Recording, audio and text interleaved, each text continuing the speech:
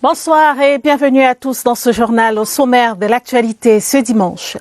Vaste opération d'assistance humanitaire d'urgence. Le ministre de l'administration territoriale donnait hier un point de presse pour expliquer les contours de cette initiative présidentielle en faveur des déplacés du nord-ouest et du sud-ouest, alors même que les convois chargés de vivres sont en route pour Bamenda et Boya.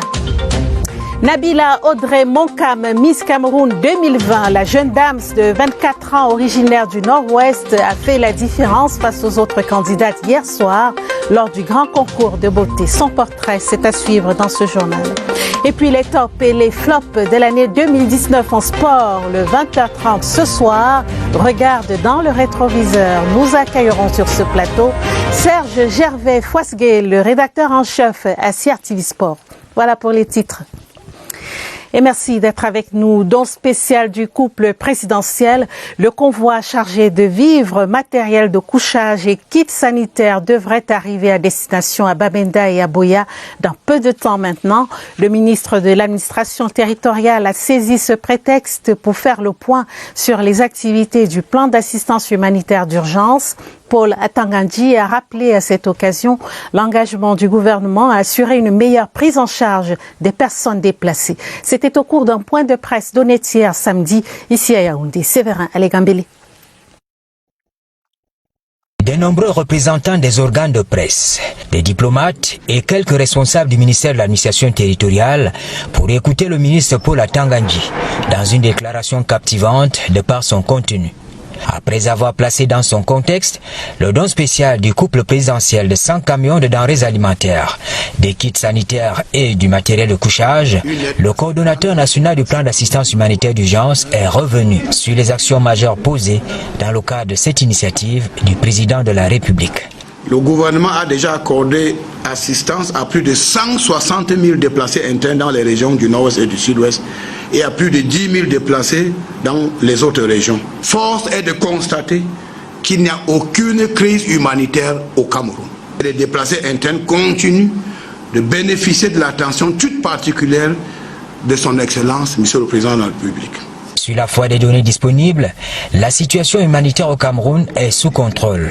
Présentement, 152 000 déplacés internes recensés.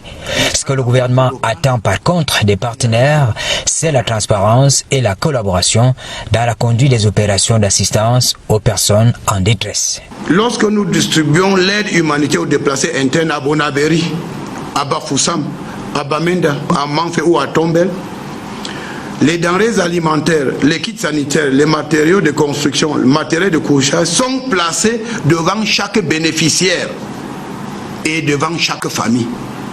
Nous n'avons rien à cacher. C'est la meilleure façon de montrer la transparence et la bonne volonté quand il s'agit d'encadrer les déplacés internes.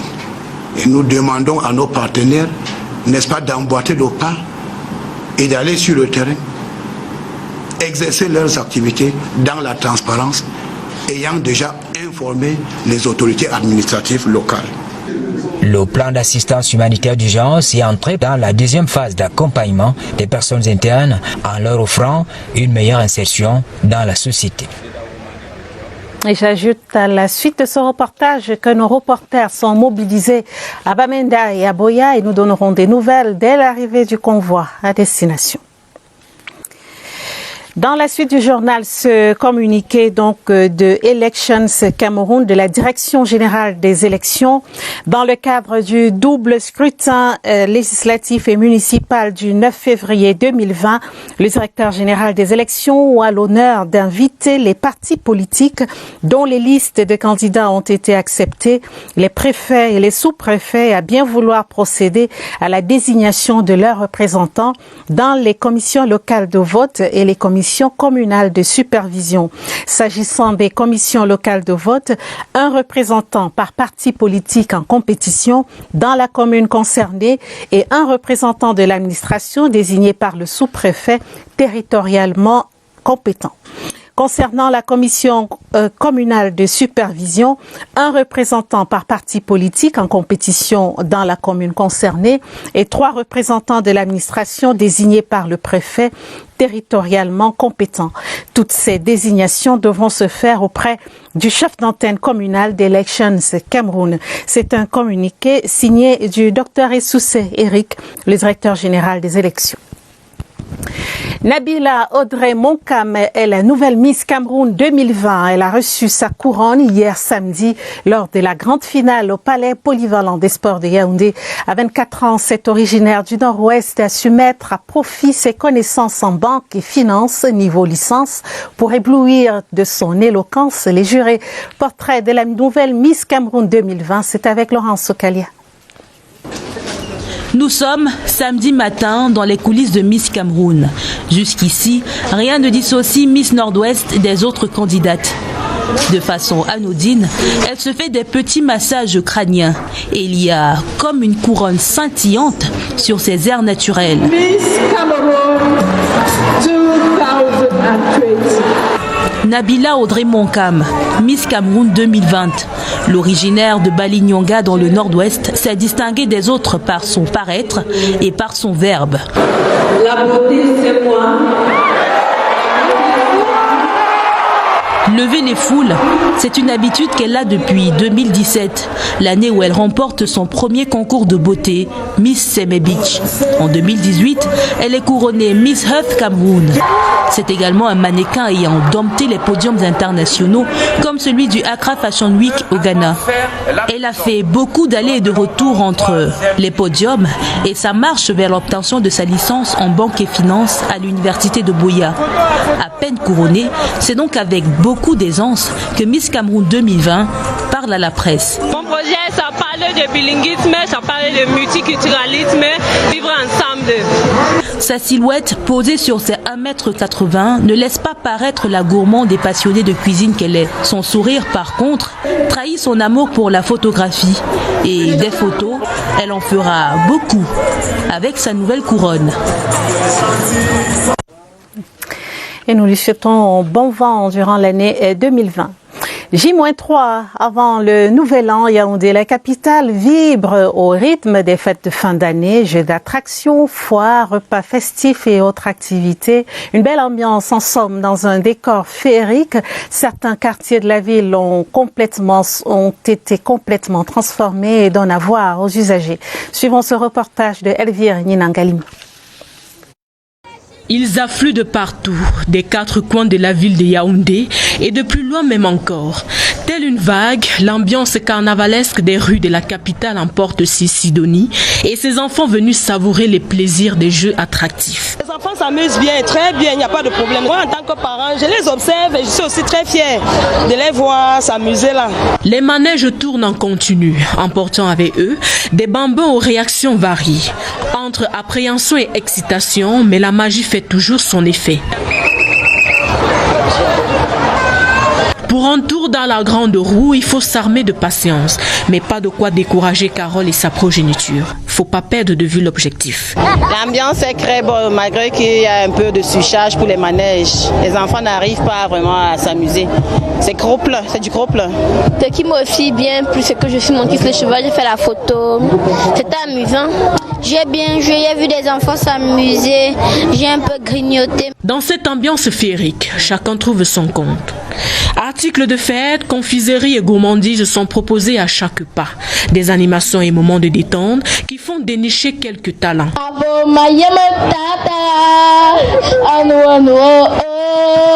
C'est parfaitement beau de venir avec la famille, surtout la famille. C'est aussi ça, les fêtes de fin d'année, sorties de la routine pour se laisser emporter par les mélodies propres à ces moments et à des cadeaux magiques. Et vous l'avez dit, les fêtes de fin d'année riment en général avec cadeaux. Mais quel cadeau offrir cette année? Pas toujours facile de faire son choix. Il faut souvent se creuser les méninges pour trouver le cadeau le plus original qui soit. Entre fleurs, gourmandises, gadgets ou vêtements, il y a de quoi faire. Notre reporter a fait le tour des magasins. Elle nous propose quelques idées cadeaux. Suivons ce reportage de Marlise et Noambargaou.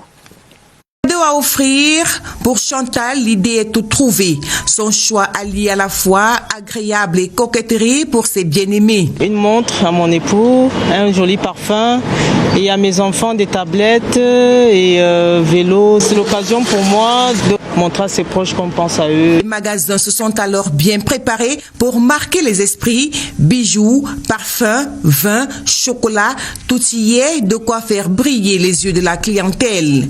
Une clientèle qui a aussi de la préférence cette année pour des fleurs qui sont tout un autre langage. Les fleurs, ça symbolise beaucoup de choses.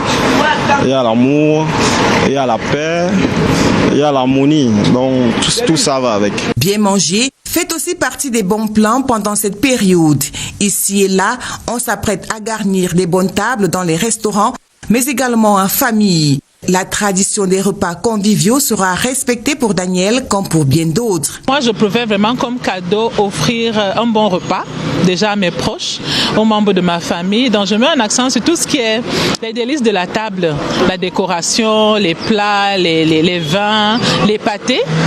C'est ce genre de choses que j'offre davantage. Une messe d'action de grâce en famille pour dire merci à Dieu. On doit dire merci à Dieu pour l'année 2020 parce qu'on est passé par des moments difficiles en 2019. Je vais remercier Dieu pour tout ce qu'il a fait dans ma famille durant les 12 mois de l'année. Il n'y a pas eu de cas de mort, il y a eu les cas de maladie, mais grâce à lui, les gens se sont rétablis. Mon père, tout ce qui me reste au monde, il est tout pour moi, je l'aime plus que tout au monde. J'aimerais lui offrir un livre de prière pour qu'il voit que Dieu est vivant et que Dieu nous aime de tout son cœur. Offrir, ce geste important est dans l'air du temps, au moment où l'on s'apprête à tourner la page à 2019 et à ouvrir celle de l'année suivante. Quelques effluves de gastronomie dans ce journal à présent avec la foire gastronomique d'Undé ouverte ce week-end à Banganté, la 8e édition ouverte par le ministre du Commerce Luc Magloire Barga Tangana en présence du ministre de l'Habitat Célestine Ketia Cortés. Une initiative de la commune de Banganté qui est une occasion de promouvoir la production et la consommation locale. Luc, bienvenue au Nana. Des délices, il y en a encore eu, suffisamment au cours de ce 8e épisode de Gastro Ndélice, la foire gastronomique du département d'Undé, dans la région de l'Ouest. Au menu, des produits agricoles, halieutiques, ainsi que ceux de l'élevage et de l'artisanat. L'œuvre de la commune locale est restée sur sa trajectoire initiale, donnant suffisamment à voir. Monsieur le maire Kouamou a repris le bâton de pèlerin dans un esprit de continuité, mais aussi d'innovation, avec en toile de fond le concept du développement local. Bien présente à cette fête foraine, celle ayant porté sur les fonds baptismaux dont le regard rétrospectif dégage une fierté certaine. Je suis très heureuse de revenir et de voir que le maire a tenu bon et qu'il a fait mieux que moi. Ndélice, hors du département d'Undé, cela est possible. Il suffit simplement d'y croire. Ici, il y a le potentiel, il y a les hommes. Il y a le savoir-faire, il y a les terres. Sans doute, la conquête du marché africain partira de la commune de Banganté. Au cours de la 8e édition de la foire gastronomique d'Undé, un accent particulier a été mis sur l'économie sociale et solidaire qui devra favoriser les échanges au niveau local et apporter le bien-être aux populations, là où l'économie capitaliste ne l'a pas fait. Chaîne de solidarité autour des enfants vulnérables, la diaspora camerounaise rallonge la liste des donateurs dans le littoral. L'association caritative Bendo Community Group vient de remettre des cadeaux aux orphelins de la ville de Douala. Cette initiative, baptisée Bendo Care, ambitionne de redonner le sourire et la chaleur familiale à ces enfants défavorisés en cette période de fête de fin d'année. Aboubakar Abou à Douala. C'est l'enfance telle qu'on l'aime et telle qu'elle devrait être. Des courses folles, des cris de joie, des étoiles dans les yeux.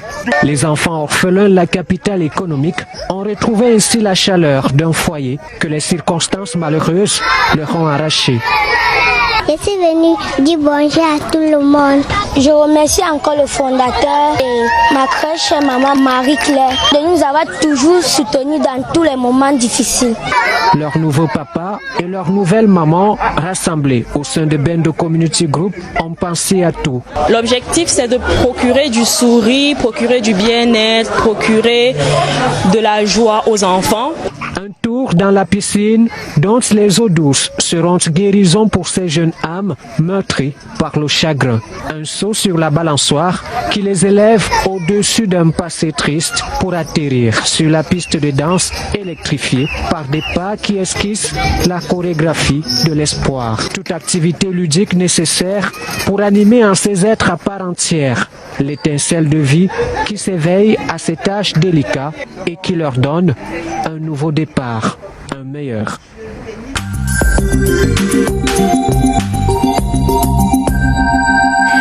Le portrait du dimanche nous conduit ce soir à l'encontre d'un jeune entrepreneur. Abadida transforme les céréales, maïs, riz et mil en farine prête à la consommation. Son projet, né en 2013 alors qu'il n'était encore qu'un élève, s'est concrétisé en novembre dernier après une formation initiale en montage de projet. L'entrepreneur âgé de 24 ans voit grand et souhaite dès l'année prochaine mettre sur pied une vraie entreprise et employer de jeunes Camerounais. Notre reporter Sidoine Monkam l'a rencontré. Transformer des céréales en farine, une ambition nourrie par Abadida depuis 5 ans. Le projet prend corps au mois de novembre dernier et les premiers résultats s'appliquent sur du maïs, du riz et du mil. 3 produits spécifiques commercialisés sous la marque Mamir. Quand j'étais en classe de seconde, je vivais chez mon grand frère à Douala. Et les week-ends, quand je partais pas à l'école, c'est moi qui devais chercher des moulins pour écraser ces céréales-là. C'était difficile de trouver ces moulins. Je me suis dit, mais pourquoi on n'arrive pas à avoir ces céréales-là déjà transformées en farine? C'est comme ça qu'est venue l'idée. Du haut de ses 24 ans, nanti d'un diplôme en administration et gestion des entreprises, le jeune entrepreneur se hisse au centre d'une chaîne de production de céréales provenant des régions septentrionales. Dès l'arrivée des produits, Abadida les achemine dans un moulin de fortune au marché Mokolo de Yaoundé. C'est ici qu'ils sont dépulpés, écrasés avant d'être empaquetés puis commercialisés. Le premier mois, on a eu à transformer une demi-tonne de céréales. Et ça nous a permis de voir que le projet est viable. La PME fait ses petits pas avec une équipe de 3 personnes pour l'instant. Mais le chef de projet voit grand et compte hisser son entreprise à un statut plus élevé. Au mois de janvier, nous comptons mettre sur pied notre unité de transformation et pouvoir recruter au moins 10 jeunes Camerounais comme nous. Les produits Mamir se font de la place dans les surfaces commerciales sous des paquets de 5, 10 et 25 kg. Une motivation supplémentaire pour le promoteur qui souhaite élargir son projet en allant à la conquête du marché international.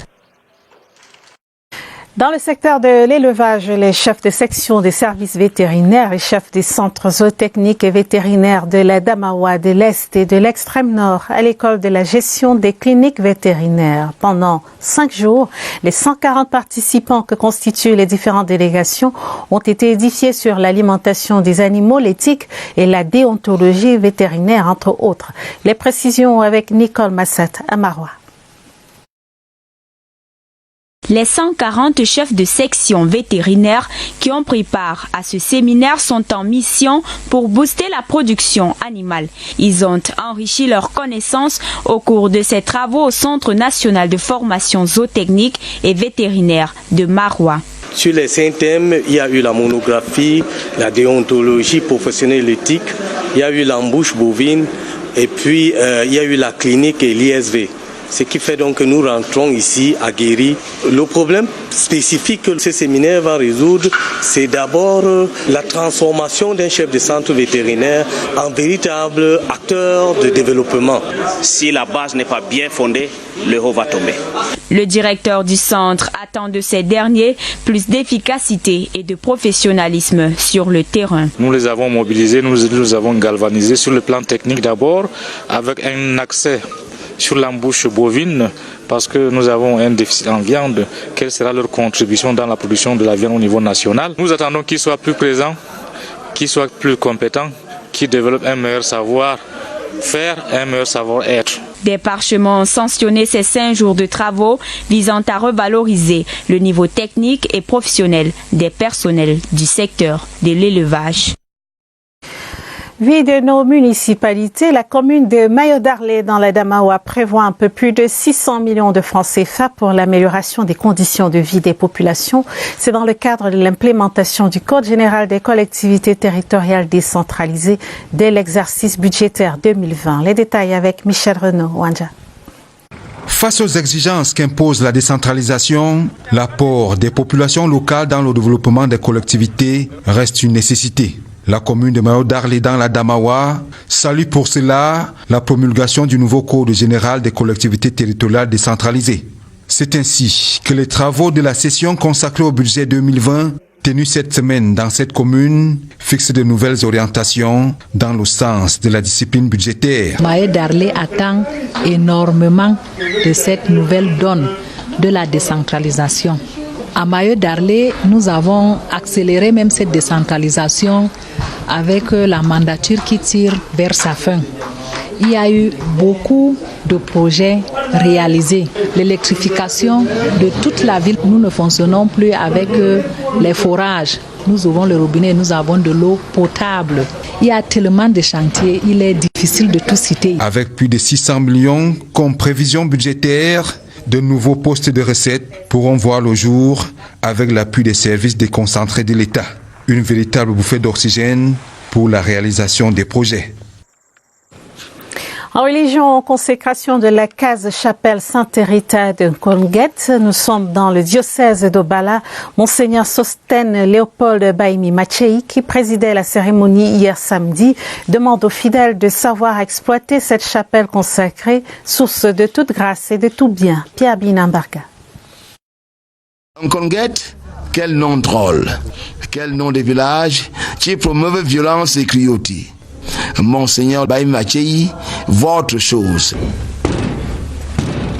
Portes, levez vos frontons, élevez vos portes éternelles, qu'il entre le roi de gloire.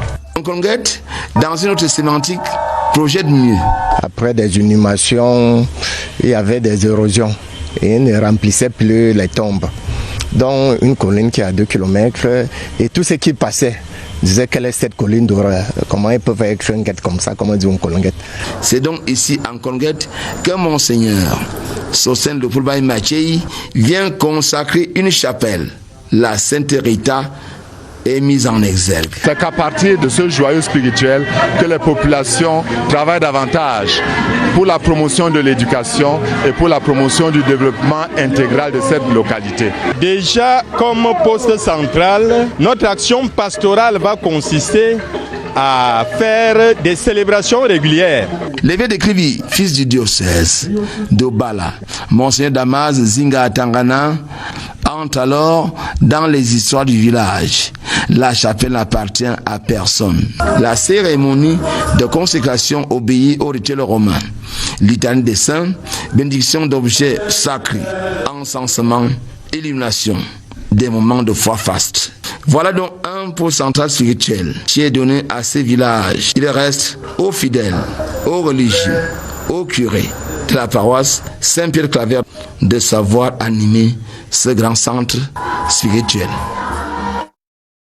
Extension du sanctuaire marial des Toudi, l'archevêque métropolitain de Yaoundé appelle les fidèles à se mobiliser pour soutenir le projet. Monseigneur Jean Barga effectuait hier samedi une descente sur le chantier. Le futur joyau architectural abritera une chapelle et des espaces de prière. Michel Renaud, Wanja. Le sanctuaire Marie Médiatrice d'Etoudi fait partie des lieux de recueillement dont dispose l'archidiocèse de Yaoundé. Pour les travaux d'extension de ces lieux de prière, l'archevêque métropolitain de Yaoundé a bien voulu se rendre sur le site des travaux, question de donner son onction. Il est venu pour voir le niveau d'avancement des travaux et on se dit grâce à son concours, on pourra amener beaucoup d'autres chrétiens à nous accompagner dans les constructions de ce sanctuaire. Monseigneur Jean Barga et les membres de la mission de mobilisation ont fait le tour du chantier où sortira ce joyau qui comportera une chapelle et d'autres espaces de prière. Il suffit de faire confiance au Seigneur. Il agit avec la puissance de sa nature. Il suffit de faire confiance à la Vierge Marie. Elle fait bouger le ciel pour que le projet qui fait honneur à Dieu et à elle aussi trouve une réalisation parfaite. Le projet mené par le recteur du sanctuaire, l'abbé Augustin Tuntolo, nécessite pour cela une adhésion massive des fidèles.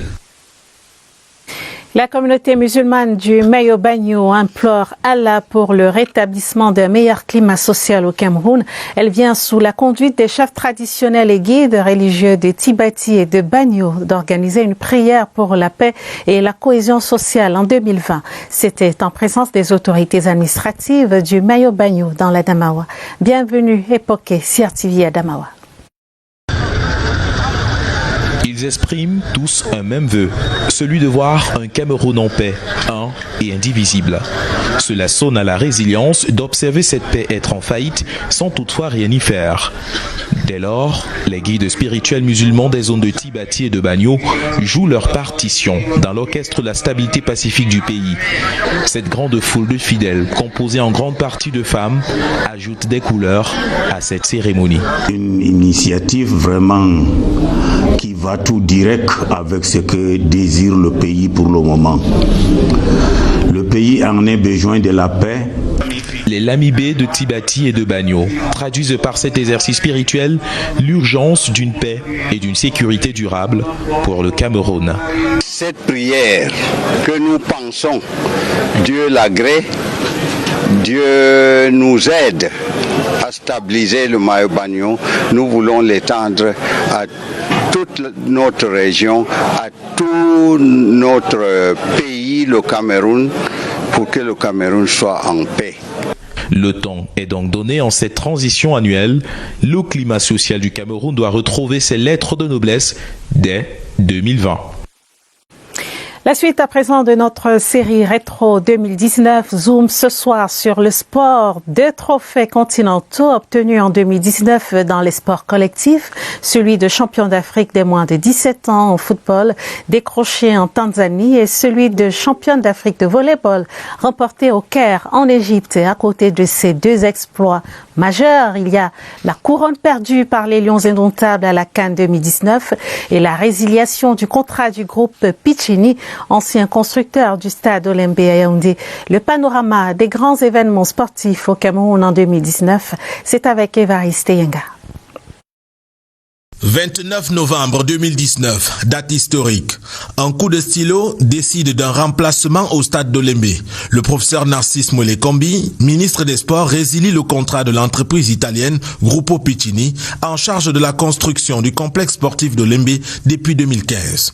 En cause, la non-livraison de l'infrastructure dans les délais requis. Samedi 6 juillet 2019, les Lions indomptables abandonnent au Caire leur couronne de champion d'Afrique. Les tenants du titre 2017 sont éliminés de manière prématurée par les Super Eagles du Nigeria sur un score de 3-2. Cette fin de parcours précipitée marque la fin de contrat du duo des sélectionneurs néerlandais Clarence Seedorf, Patrick Kluivert. 27 avril 2019, la date ne correspond pas à un revers, mais elle appelle un exploit. Celui de la sélection nationale de football des moins de 17 ans, sacrée championne d'Afrique au terme de la CAN organisée en Tanzanie. Le Cameroun a défait la Guinée en finale. 14 juillet 2019, le Cameroun est honoré au Caire par le volleyball féminin. La sélection nationale, déjà championne d'Afrique en 2017, conserve son titre après une haute lutte achevée à leur avantage 3-7-2 face au redoutable Kenya. Le 23 juillet à l'immeuble Étoile, chaque membre de l'équipe est porté à la distinction de commandeur du mérite sportif.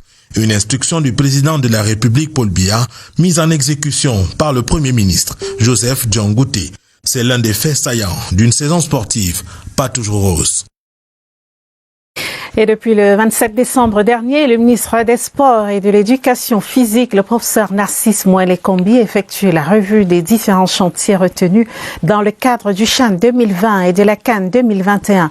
Une activité de routine, serait-on tenté de dire, seulement elle intervient au lendemain de la résiliation du contrat du groupe italien Piccini dans le cadre de la construction du stade de Paul Biya à Olembe. Raphaël Nkwa.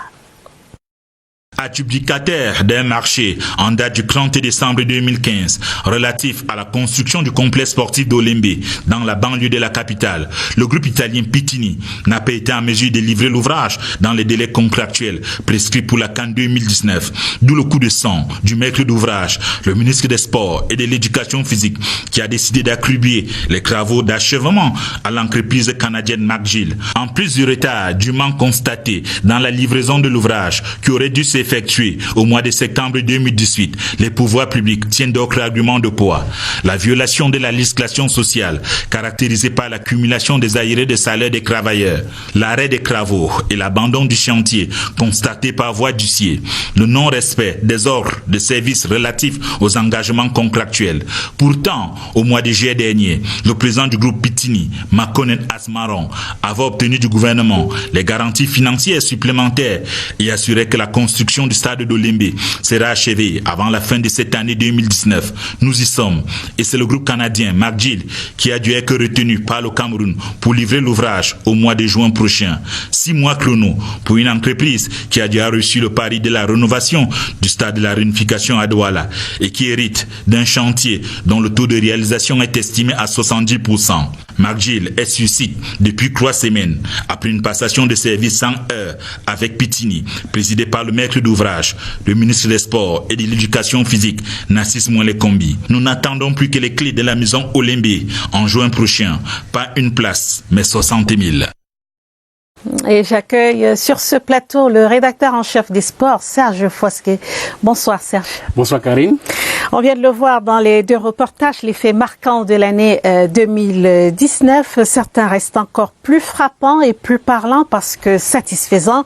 On en parle avec vous en commençant avec le sacre des Lions cadets à la CAN de leur catégorie en Tanzanie au soir de 2019. Quel regard portez-vous sur cet exploit des Lions cadets, Serge?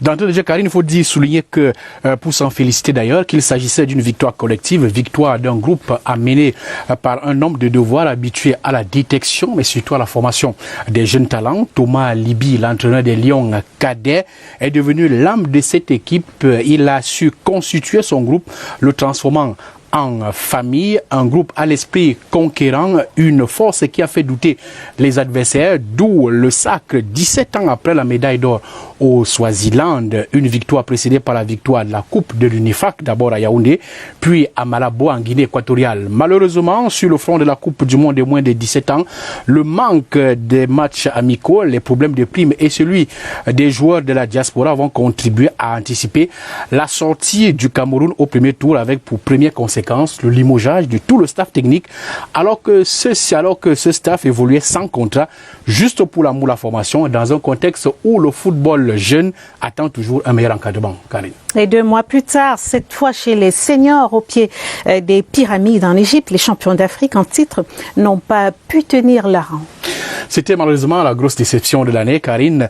Les Lions sortis en 8e de finale par les Super Eagles du Nigeria alors qu'ils tenaient leur qualification. Pour les observateurs avertis, les signes de cette défection en Égypte étaient bien visibles avant le début de la compétition. La première raison d'ailleurs, c'est la polémique autour des primes, polémique qui a entravé la sérénité du groupe malgré les efforts fournis par le staff de disposer d'une équipe conquérante, une équipe malheureusement sans âme et sans leader charismatique comme on l'a constaté tout au long de la compétition en Égypte, et que cette équipe-là qui s'est illustrée en plus par l'indiscipline, le refus de recevoir le ministre des Sports dans leur camp de base. La suite, on la connaît, juste après l'échec égyptien, l'encadrement technique a été remercié, renouvelé et un code disciplinaire pour les sélections nationales adopté. Et toujours sur le sol égyptien, une semaine après la sortie des Lions du football, les Lions du volleyball faisaient sensation. Qu'est-ce qui peut expliquer la montée en puissance du volleyball aujourd'hui au Cameroun, Serge? Karine, tous les responsables administratifs et techniques de la Fédération camerounaise de volleyball vous diront la même chose. Les résultats obtenus aujourd'hui sont le fruit d'une double cohésion en interne comme en externe. Cohésion entre membres du bureau et cohésion avec la tutelle, c'est-à-dire le ministère des Sports. Et les résultats sont là, on peut le constater. Le sacre au soir du 14 juillet au Caire, un sacre qui revêt plus d'une signification. La première signification, c'est désormais le Cameroun qui trône sur le continent, champion en 2017 au Palais des Sports de Yaoundé, puis conservation du titre en Égypte 2 ans plus tard, en interrompant ainsi la série couronnée la série des couronnes d'or du Kenya qui régnait en maître absolu jusque-là en Afrique. Autre symbole de cette victoire continentale, le Cameroun compte désormais parmi les meilleurs au monde car sa première place africaine lui vaut qualification pour la Coupe du Monde organisée au Japon et ne regroupant que les 16 meilleurs pays les mieux classés de la planète. Autre symbole aussi, c'est la continuité. Cette équipe qui est montée en puissance au fil des ans s'affirme par son talent, son abnégation, son désir d'honorer le drapeau camerounais et son encadrement professionnel. Elle est médaillée de bronze au Kenya en 2015, médaillée d'or en 2017 et médaillée d'or aussi en 2019 en Égypte. Elle participe par ailleurs aux Jeux Olympiques 2016 au Brésil. Et vous le savez, elle cherchera une nouvelle qualification pour les Jeux Olympiques de 2020 à Tokyo. Ce sera à partir du 5 janvier prochain. Et cette continuité, Karine, des performances de la sélection nationale de volleyball féminin, il faut le dire, lui a donc valu une admiration du chef de l'État pour lui en laisser pas limiter à les féliciter à 2 reprises sur Twitter le 14 juillet après le sacre. Mais le premier sportif camerounais a décidé de décerner des distinctions honorifiques et cela s'est passé à l'Immeuble Étoile avec le Premier ministre John Ngouté. On va sortir par là la CAN 2021 avec cette décision prise le 29 novembre dernier par le ministre des Sports qui résiliait donc le contrat de l'entreprise Piccini au stade Olembe. On l'a vu tout à l'heure dans les reportages, une décision courageuse et lourde de sens. Tout à fait, c'est une décision très très importante, Karine, parce que le gouvernement camerounais évitait de se mettre à dos par rapport aux cahiers de charges de la Confédération africaine de football. Ce gouvernement camerounais qui voyait donc les travaux de construction du stade Olembe accuser un retard considérable dans sa livraison. Le retrait de ce marché, comme vous l'avez constaté dans le reportage de Raphaël Nkwa, était principalement dû à l'arrêt des travaux et à l'abandon du chantier du manque constaté par un huissier. Cet état de choses ne pouvait pas permettre au gouvernement camerounais de respecter les engagements pris vis-à-vis de la Confédération africaine de football qui demandait à voir tous les chantiers livrés 6 mois avant le début de la compétition. Avec l'entreprise canadienne McGill qui est donc entrée en jeu le 9 décembre dernier, les autorités sont plus que jamais certaines que ce complexe sera livré à date et permettra donc au Cameroun d'offrir à la jeunesse africaine des moments d'intense émotion autour du ballon rond. Merci beaucoup Serge Gervais Foisgué, rédacteur en chef à la chaîne CRTV Sport. C'est la fin de ce journal, une édition préparée avec la collaboration de Sadou Mamoudou et Yaouba Mamadou, stagiaire. Prochain rendez-vous avec l'information à minuit dès demain, lundi. Retrouvez Romuald Tuissengok dans les éditions du 20h30 de la semaine et donc dès vendredi, vous serez en compagnie de Atabadine Oumar au 20h30. Merci d'avoir été des nôtres. Très belle soirée à tous. Très bonne fête de fin d'année. Très belle fête de fin d'année. Bonne année à tous. À très bientôt sur la CRTV. Bonsoir.